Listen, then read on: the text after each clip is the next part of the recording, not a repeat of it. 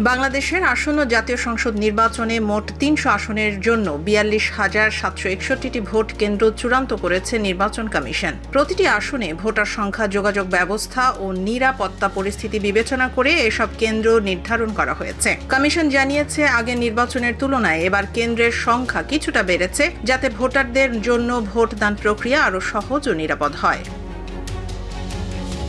Vote গ্রহণ সুষ্ঠু ও নিরপেক্ষ করতে ইতিমধ্যে আইনশৃঙ্খলা বাহিনী ও নির্বাচনী কর্মকর্তাদের প্রশিক্ষণ কার্যক্রম শুরু হয়েছে। এছাড়া প্রতিটি কেন্দ্রে সিসি ক্যামেরা ও নিরাপত্তা ব্যবস্থার জোরদারের পরিকল্পনাও নিয়েছে ইসি। ভোটার তালিকা হালনাগাদ সহ নির্বাচনী প্রস্তুতির সব কাজ প্রায় শেষ পর্যায়ে।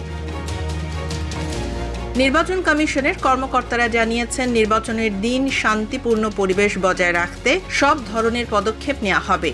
খুব শিগগিরই নির্বাচনের তফসিল ঘোষণা করা হবে। এই উদ্যোগের মাধ্যমে ইসি আশা করছে আগামী নির্বাচনে ভোটার উপস্থিতি বাড়বে এবং সবাই তাদের গণতান্ত্রিক অধিকার নিরাপদভাবে প্রয়োগ করতে পারবেন।